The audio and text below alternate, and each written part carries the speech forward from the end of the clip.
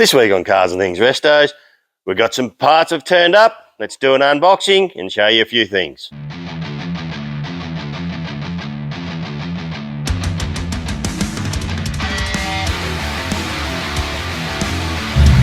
to Summer X 35.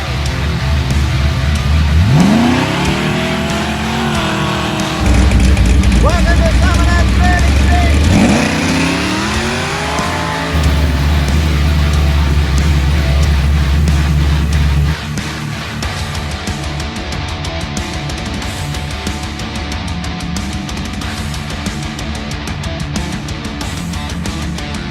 Welcome back to Cars and Things Restos. Alrighty, let's see, we've got some bits have turned up. Let's show you them. I'll show you this one first. Pretty happy about this one. So as you can see, I've got heaps of stuff turned up here. I'm not going to go through it all, but the one I do want to show you guys, they're just they're converter bolts. I think it's this one here. Yes, it is. It's our new Willwood brake proportional valve for the HZ. I put that on this morning. And we got that from Australia Engine Parts, Engine Australia Parts, or something like that. I can't remember. I'll find out and I'll put that up.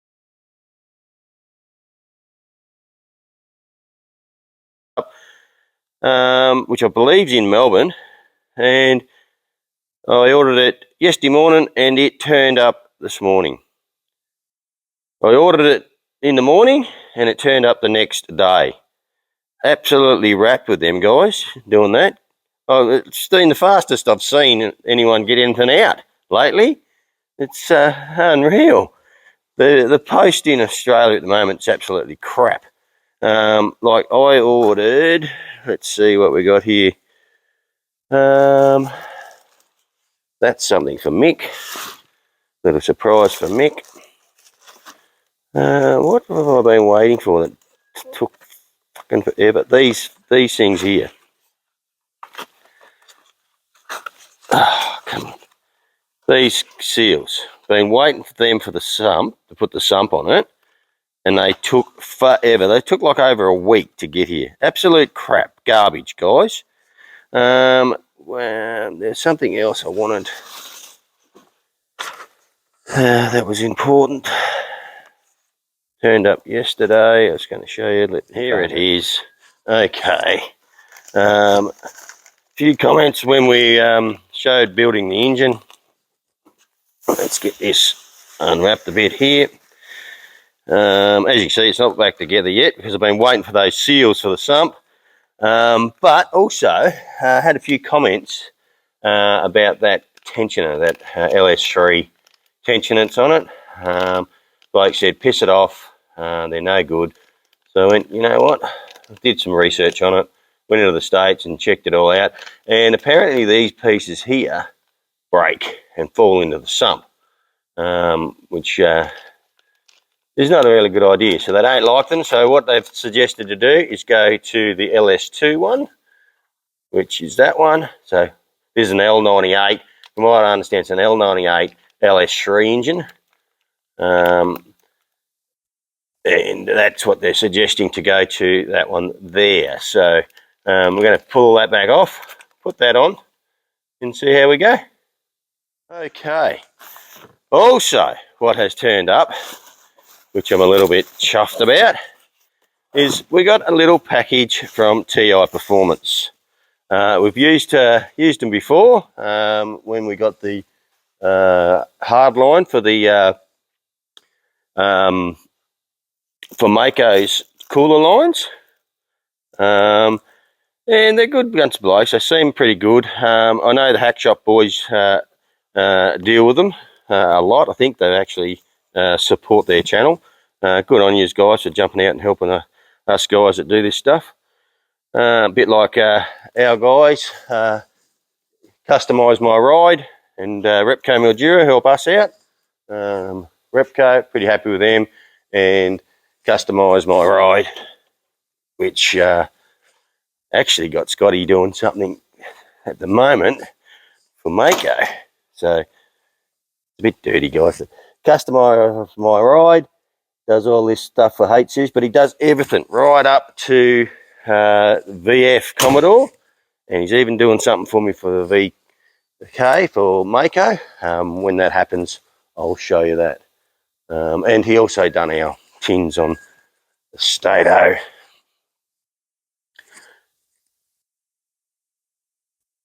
Tough Stato stuff as well. Thank you, Scotty. Big supporter of our channel. We're a big supporter of his. Love his work. Top bloke. Okay. So, TI Performance, thank you for sending this and giving us all these little... Even gave us a pack of lollies, which I've already scoffed. So, a hat, excellent. Thank you very much. A pad, a pen, and even a stubby holder. How cool is that? Okay, so what do we get from these guys? Well, let's pull it out and have a look. Let's have a bit of an unwrap and show you. Okay, all right, here we are. TI Performance have supplied us with a Haltech 2500. Beautiful, still sealed. A full premium harness, which means I've got a little bit of wiring to do. All right, I'm not scared of wiring. Everybody's seen what I can do. And we've also got a wideband controller, single wideband controller. But that will be going into the Stato because I've got a dual wideband in the Stato, which I don't use. I only use the single one in this because our injectors are all above the blower. There's so much turbulence and everything in there. Dual band doesn't really work correctly. We had a drama with it when we started, so we switched to one, just using one O2 sensor. So what I'm going to do is I'm going to pull the wideband 2 out of this, put the single into this to run this, and the wideband 2 will go into Mako to run Mako's engine. So there you go. Now, you're probably going, why did you just get it from TI Performance and didn't get it directly from Haltech? Which is quite a reasonable question, and I could have got it directly because it does say Ford Performance on there. But, you know, never mind.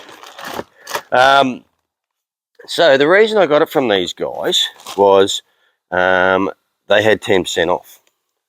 But let me tell you something. So did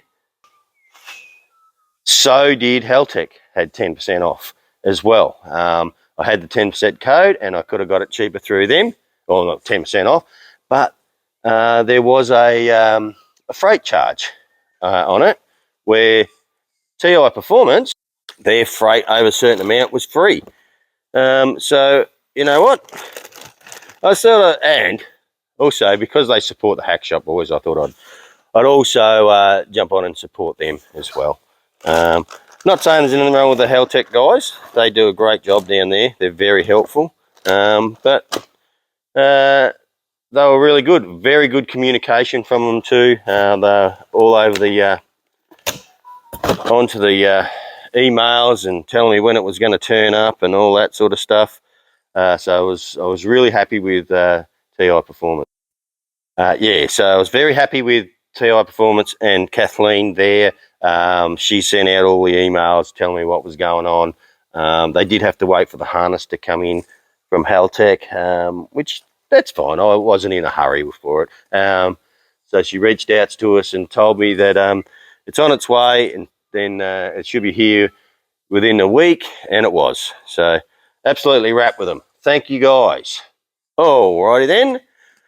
Why don't we get stuck in to fitting this up and getting the old Z back on the road, because I think brother wants to drive it tonight, his last drive, before I pull this engine out of here, because I need that Turbo 400 for Mako. And he needs to get that LS. He needs to get me some parts for this LS. Have a look at the dust all over the Jamie chute. It's that time of year here. It's harvest season and it is dry as dry. 40-degree days. Look, I blew this out this morning. Just comes wafted in here. Oh well, it is what it is. Yeah, so brother needs to get on to eBay, get me some parts so I can start building that LS to go into that. I need to get this done because he has entered into Summernats, as well as Trav and Dave and Brad we've all entered Summernats. Mako's through. It is already been approved. It is in. I'm hoping I get into the street cruise and the Braden cruises. I've entered all that, so I've got to get Mako happening. And brothers, we're waiting for approval. Hopefully it gets approved, and we'll have the LS with a turbo on it. That's the goal. Can't promise it because brother's not real keen on doing it, but I am. We'll see what happens in there. We'll just see what happens. All right, let's get this bloody brake bias valve into it.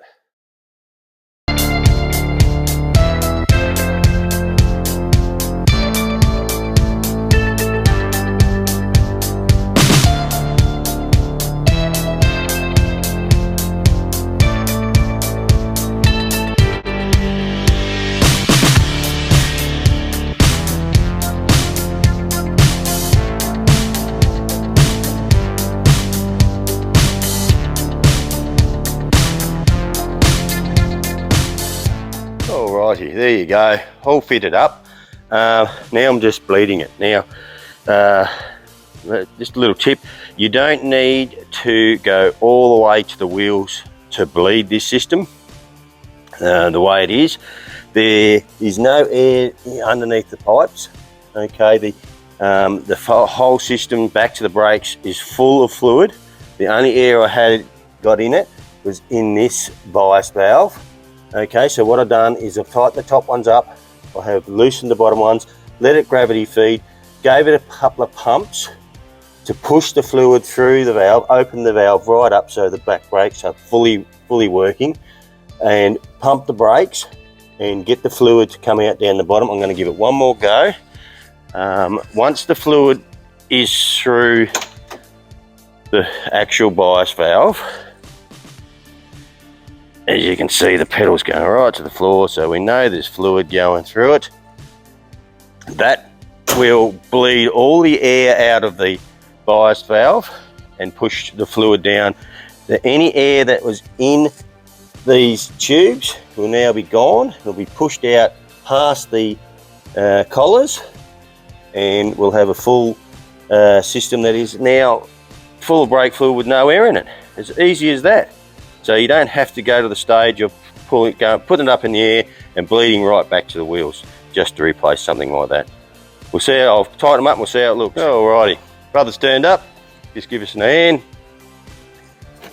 Just pumping up the pedal. But I just want to show you another trick. Grab a bit of paper, because it's very hard to see brake fluid, sometimes very clear, and just put it down around the fittings like that, and as I can see, not sure, looks like the back one's leaking a little bit. I'll put that in front there. You can see a little bit of brake fluid just there, so I just need to nip the back one up a bit tighter.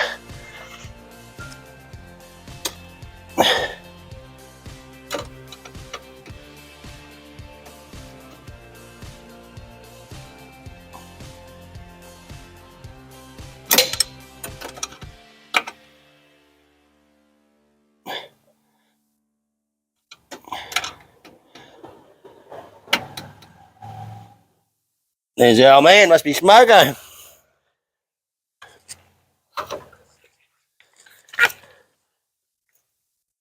Give it a wash down, couple of pumps, and we'll recheck it again with the paper. So it looks like. Another tip, when we're putting these screws back in the lid, where's the lid? What do I do with the fucking lid? Oh, there. We don't lock them down tight. There's that rubber seal there leaks. Actually, what I will do is I'm going to put a little bit of anti-seize on these treads because you don't want them locking up. How's that pedal feel, brother? Yeah. Good enough? There you go, guys. One brake proportional valve swapped over and bledded at the top. Good to go. Who's turned up? Someone's turned up in his rocket. Wants me to have a bit of a look at it.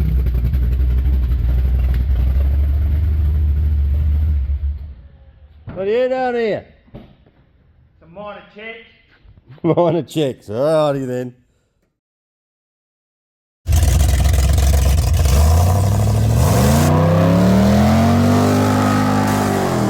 This week on Cars and Things Restos, we're not doing the cars, we're doing some things. And I'm going to show you how we turn grapes into sultanas. Welcome back to Cars and Things Restos.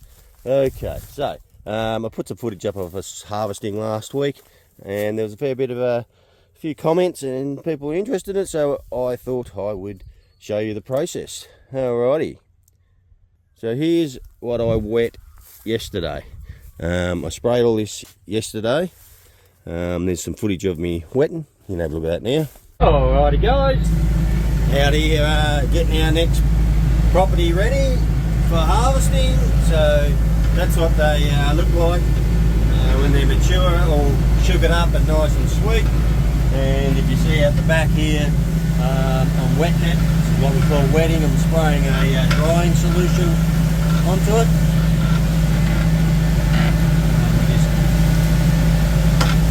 Run it through, spray it all up. Then we go through and cut all the cones, and I can show you that on a patch already done. I'll do that on the way back to Smoko. So we just run over it. As you can see, that we're spraying it's an oil and a potash, they call it, which is very hot. Makes the liquid very hot, dries the grapes, and helps dry the grapes. The actual sun dries them, dehydrates them down into sultanas. Alright, so we're going to do this first and let it dry before we can do the harvesting like you saw in the last video. Alrighty. And so we go through and we do the wetting process, and then we have to go through and cut all these canes. And here we've got some over here we prepared for you earlier, and you can see the drying process has already started. This was done yesterday, and it was pretty hot yesterday. I think it was like 37. So the process is they're starting to break down already. So they're going from a grape, which you can see there, and they're starting to break down already into a sultana. So they will dry down and become sultanas. Alrighty, so they were done yesterday. Let's go and have a look at some stuff we cut 2 days ago. Alrighty, here's some stuff we cut with the cutter. I'll put a picture of that in now. Alrighty, so you saw me wet this. Now we're going through and we're cutting. As you can see, just cutting the canes coming off the cordon. The cordon's the big canes wrapped around the wire. And we're just cutting off the canes that have got the fruit on it. And we go through and cut it off like that. And once that's all cut, normally what they do is at flowering time, when the bunches are flowering, they come through and spray this all out. That is an option. We've opted to come through and pick it. We've got a crew that will come through and pick it. Here's one bloke over here. Oh, Dick will come through and pick it, won't you, Dick? Yeah, I'll pick it, mate. So Dick will come through and he'll pick these bunches off, and then we'll hang them on just here. hang them on the wire like that, and they'll dry down to what you see when we harvest. So they start off as grapes, we dry them down to sultanas. Alrighty. So that's us driving along using our cutter, and you can see that they're starting to wilt back now, or dry back after a couple of days. Okay, let's go and have a look at some stuff they did earlier in the week. Okay, here's a 2-day cut. This is a couple of days ago, and you can actually even see it was pretty hot. I think it was 37 yesterday and probably the day before. You can see them starting to dry down. See how they're starting to go from full grapes and starting to dehydrate down. So that's after 2 days of the drying process. Alrighty, so they're starting to break down. Let's go and have a look at the stuff we done at the start of the week, which should be 4 or 5 days. Here they are, and you can see they're really starting to come down, starting to change colour, and they're really starting to dry down. I think that's about 4 days, that lot. Okay, so now I'll take you to stuff that's over a week ago we cut it. Let's see what it looks like. So this was done, it's Saturday today, this was done last Friday night, so just over a week, so 8 days ago, or 7 days, and you can see it's starting to dry right down. These will need another spray. I'll have to spray them again. This variety, Sun Muscat, and they've got a fairly tough skin on them, so normally you spray them twice to get them to really dry right down into a Sultana. Slowly getting there. Alrighty.